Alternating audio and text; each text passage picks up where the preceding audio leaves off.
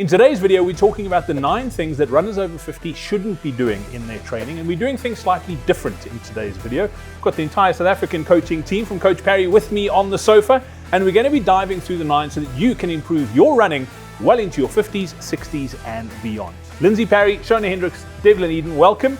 I think let's get started with the first one. We'll jump straight into it. Lindsay, I'm going to start with you. What's the first thing that you see over 50s runners doing that they shouldn't be doing in their training?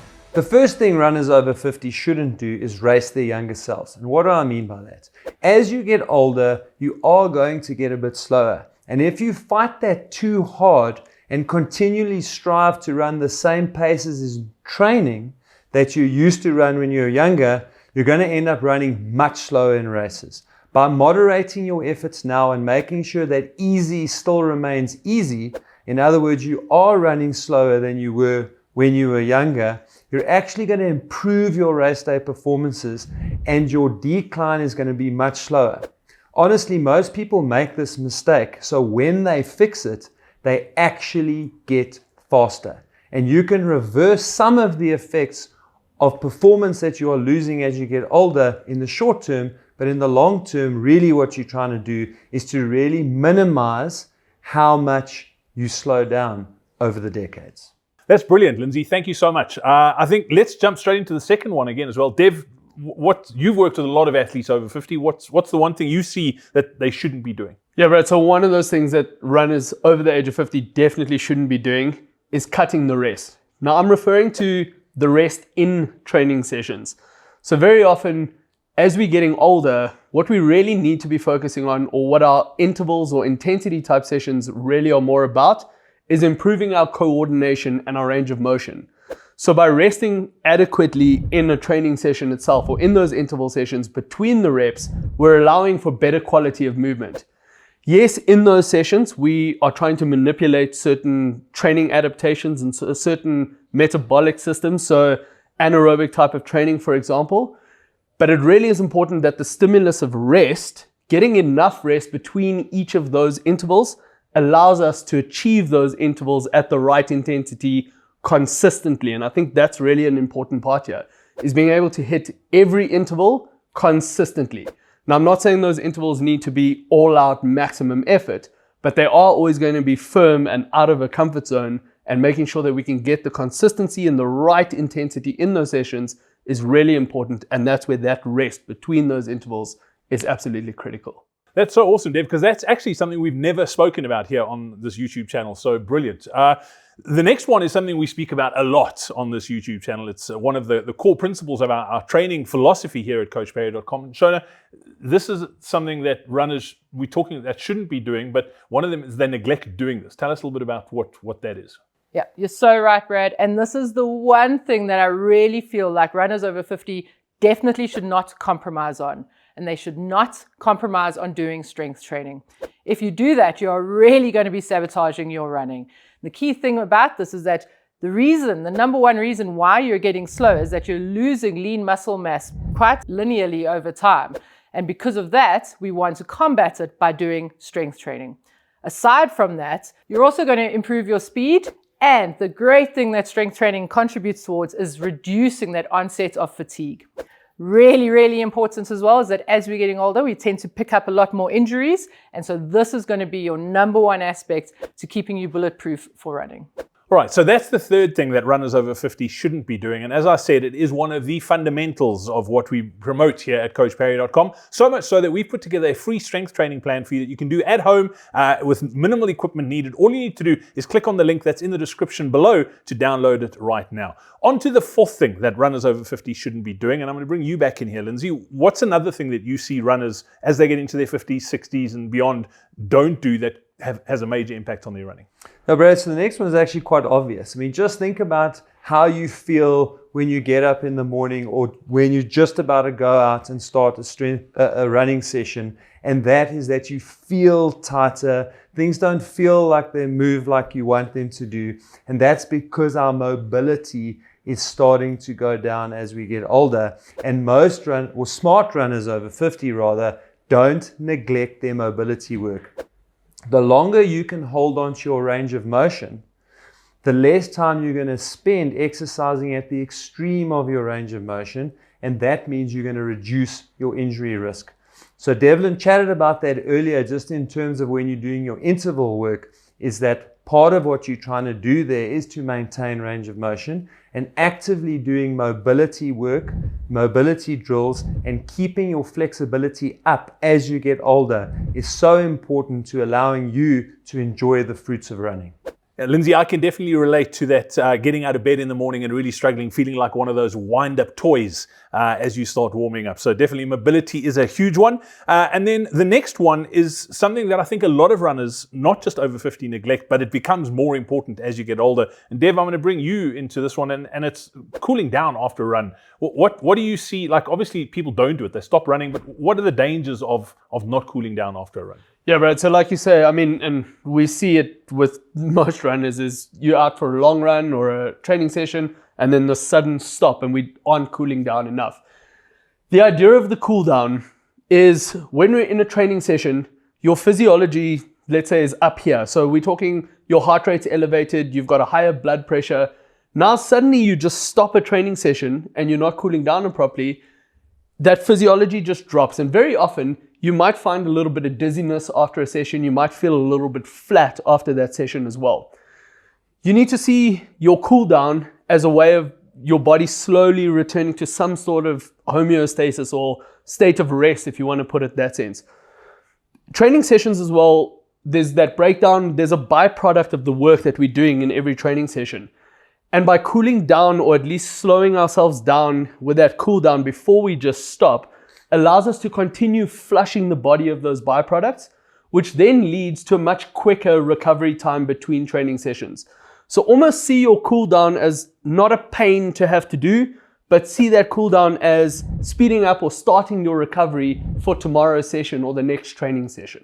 So that's number 5, done and dusted. Into number 6, which is also a biggie, because this is something that, Shona, we see often, particularly as runners get older, they feel like they're almost giving up when they do this, but it becomes more and more important to do this sort of thing. What is number 6? Brad, I feel like I've had the two most important ones, but yeah, it's definitely do not skip your rest days. This is really important, and I think it takes a little bit of getting used to, is understanding that why those rest days are important. I think when you start understanding that, you'll really start to emphasize on your rest days. And they're important because you only actually get the benefit of all your training when you are resting and recovering. So as Dev even mentioned earlier, there is a little bit of breakdown that happens when you're doing your sessions. There's muscle fibers that are tearing. Overall, the body is having some systemic failure. And then what we do is when we rest and recover, the body goes, whoa, I actually didn't like feeling like that. And it makes itself a little bit stronger and stronger. And so that is why those rest days and recovery days are so important. If you don't take those seriously, you'll just find that you tend to be digging yourself deeper and deeper and deeper. It might start with that you feel like you're just getting slower and slower, but if you continue to do that for a very long extended period of time, you could get to some sort of overtraining, or even worse, an injury, or just not performing.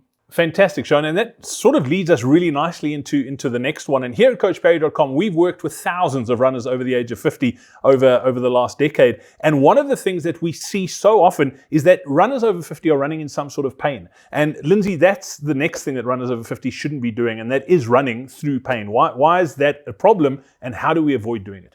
Brad, that's such a great point. And really, it's why we find ourselves sitting here today and running the business that we run. My father, who has run through my entire life, was really experiencing a lot of pain when he was in his 50s. In fact, he was kind of sore all the time. And it ties in so nicely with Shona's previous point and the rest and the skimping of the rest. And when we cut my dad down from running 7 days a week to running 4 days a week, magic started to happen. His injuries cleared up. He wasn't running in pain all the time. And he started to get faster over the next decade. So that's really the cornerstone of our business. And the reason why you don't want to be running in pain, and why smart runners don't run in pain, is because that is your warning system. That is your body telling you, I am not coping. Whatever you've done has been just that little bit too much. So if it's in response to a high intensity interval session, if it's in response to running for too many days in a row, if it's in response to a race, pain in your muscles is telling you that we overreached. And you're going to be far better off letting that pain reduce or heal and doing some cross training or resting to make sure that you bring your body back into balance, and then you start to progress again. And of course, if you continually ignore pain, you are probably going to lay down scar tissue, which is going to reduce your flexibility. It's going to reduce the flexibility of muscles, and it's going to increase your risk of injuries. It's going to reduce your range of motion, which is also going to increase your risk of injuries. So the return on training through pain is really low. If you saw, don't do more. I love that, Lindsay. If you saw, don't do more. And that again leads really nicely to the next one. And Dev, I'm going to bring you in this one, and it's got to do with mileage.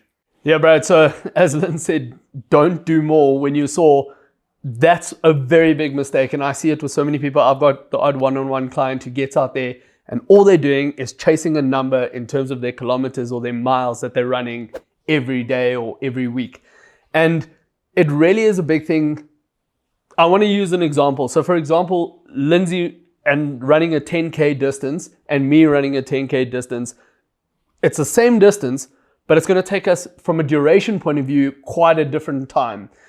Obviously at our relative intensities, so still being an easy run, Lindsay's going to run a 10K much faster than I'm going to run a 10K. And that's why we structure our training plans more around time, where it's time under load. It's really important about if we're trying to get a physiological adaptation from a session, it's doing an hour's easy run. Me doing an hour's easy run, we'll both be getting different mileage, but we're still covering the same amount of time. So that's really what's important here, not chasing a particular mileage or kilometers.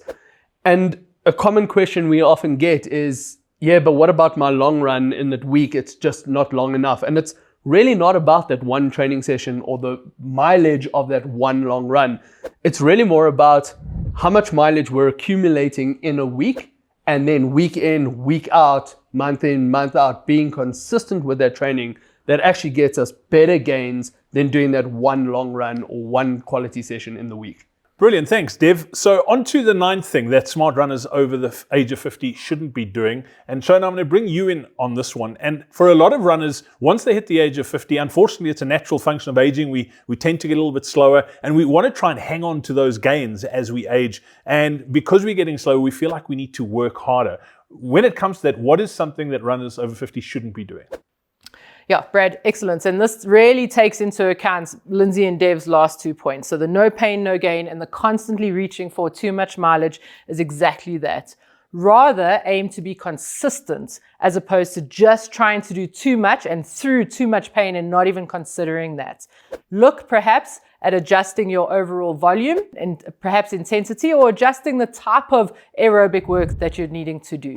And so what I mean by that is by perhaps adding in some forms of cross training. So something that's non-weight bearing, so like a cycling or a swimming, so that you're still getting some aerobic benefits, but not necessarily from the loads that you would from running. And really a key point here is that we're looking for quality over quantity. And that doesn't mean that we're looking for high intensity versus the easy runs, but really just when you are going to be doing a session, we do that well and we recover well and we get ready for our next session. So those are the 9 things that smart runners over the age of 50 shouldn't be doing. If you want to find out how smart runners over 50 train, we're hosting a free masterclass called the Fast to Be on 50 Masterclass. You can grab your seat in that by clicking on the link that's on screen right now, and we'll show you exactly how to practically implement all the points we've spoken about in today's video into your training so that you can run pain and injury free for many, many years to come.